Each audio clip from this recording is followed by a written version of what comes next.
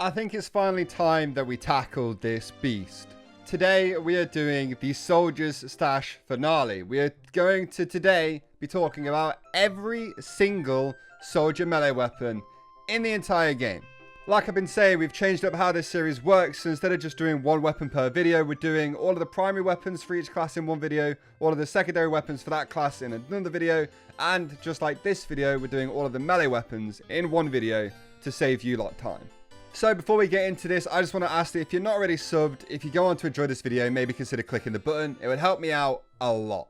Okay, so let's start out with the shovel. This is the basic stock melee weapon for the soldier. It does a base damage of 65 damage, and it's just a bog standard shovel. It doesn't do anything special. It's decent if you're really needed to get one last hit on someone, but otherwise, I'd literally never use this weapon, to be honest. Soldier is actually a class that is, I found it quite hard to use a melee weapon like really well, other than a couple of the others that we'll get into a little bit later. So this thing really isn't going to get used too much, but it's there if you need it, I guess. If you have your rocket launcher and a shotgun equipped, then I really don't think you're ever going to need to use the shovel, unless you literally miss everything, in which case both of you fighting probably aren't the best players. This is me. I am sometimes one of these people. Now, this is the reason I'm glad I'm doing this, because I would have really struggled to make a video about the shovel that wasn't just filler. So hopefully this series will help avoid that. Okay, so let's move on to something a little bit more exciting, the equalizer.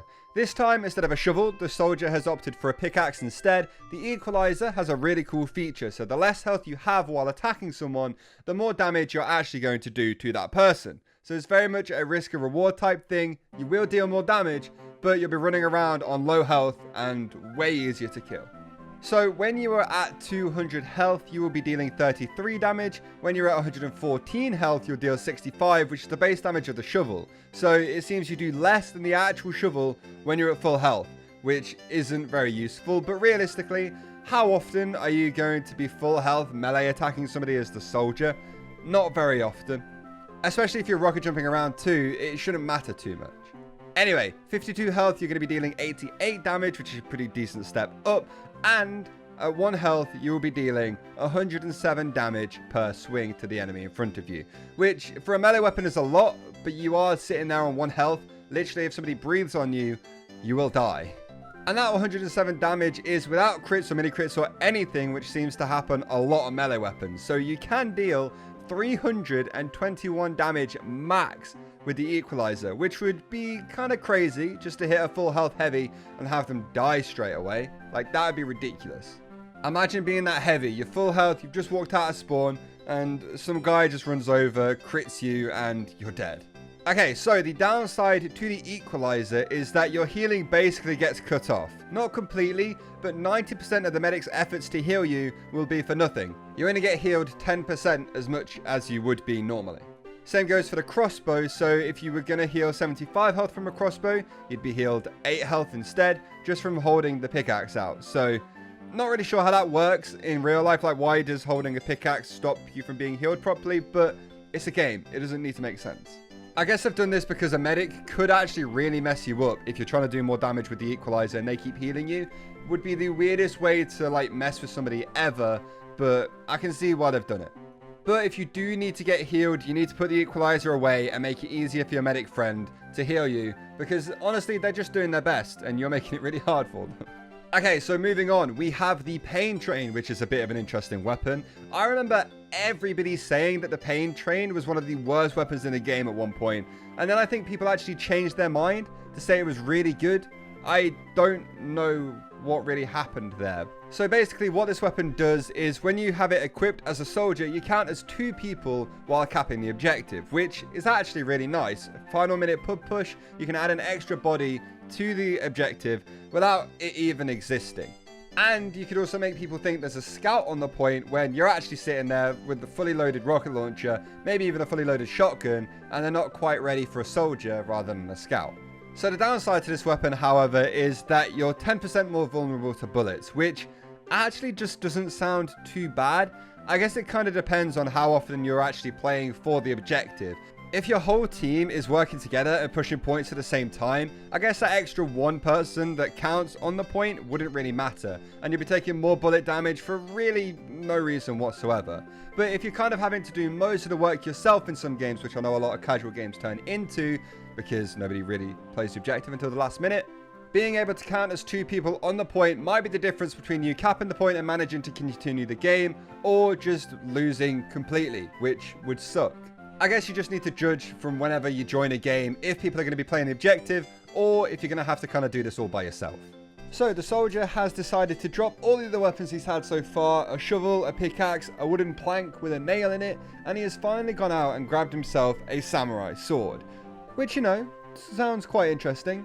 And this weapon actually works in a pretty cool way. When you pull it out, you have to get a kill with it if you want to put it away without taking any damage. If you don't, and you do put it away without getting a kill, you deal 50 damage to yourself just for putting the melee weapon back in your pocket. Don't know how it fits in your pocket or where it goes, but you put it away anyway, and you must like cut yourself or something as you're putting it away.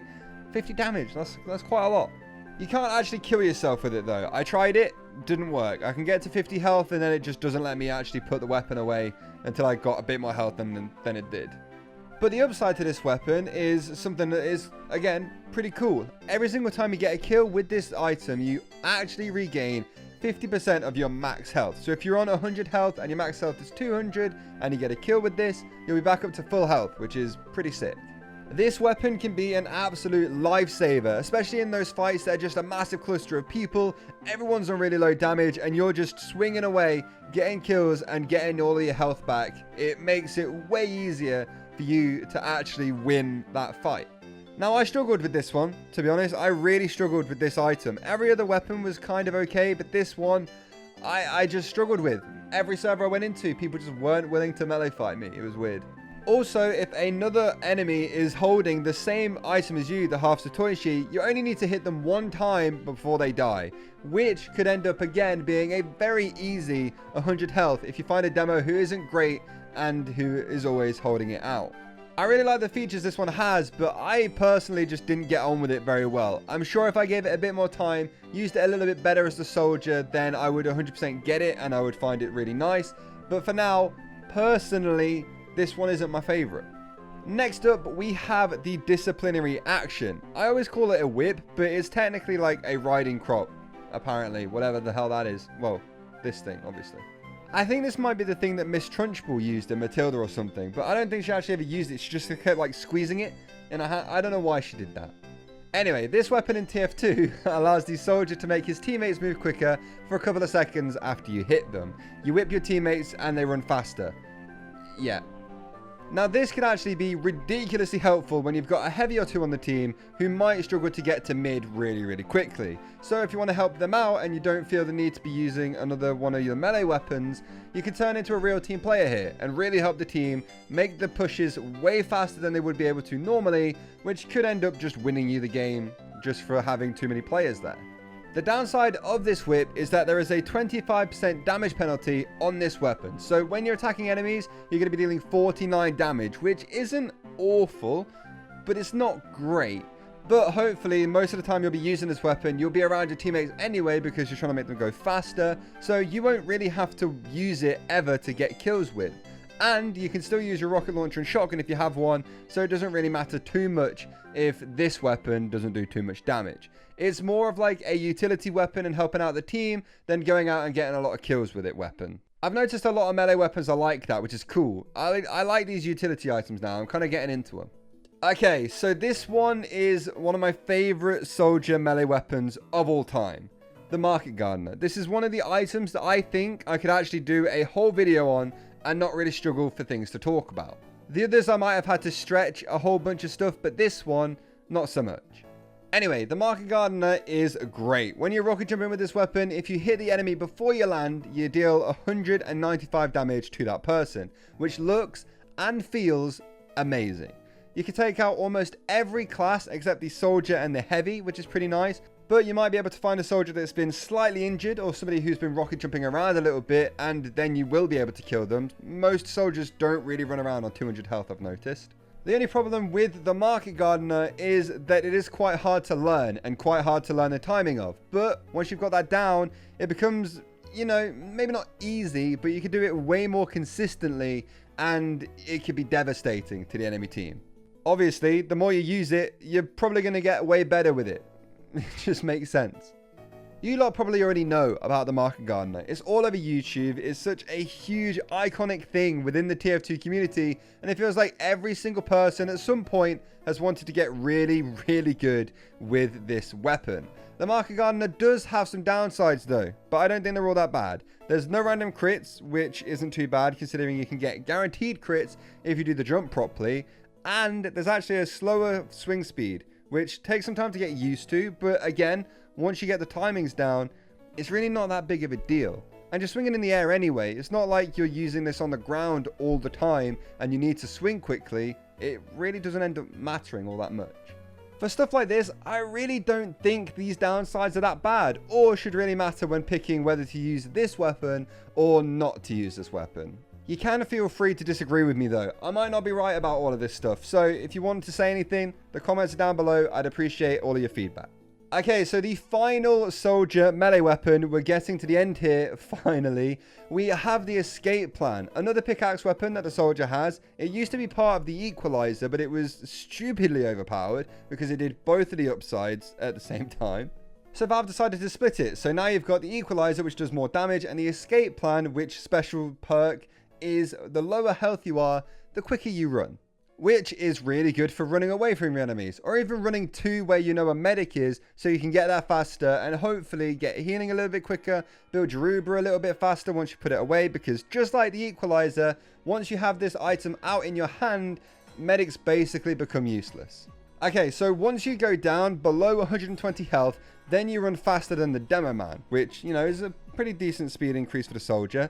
Once you go down below 80 health, you're running faster than the medic, which, you know, is pretty rapid for the soldier. And at less than 40 health, you're running at 96% as fast as the scout does, which is pretty cool. It makes you wonder why this guy doesn't run like that all the time, but whatever.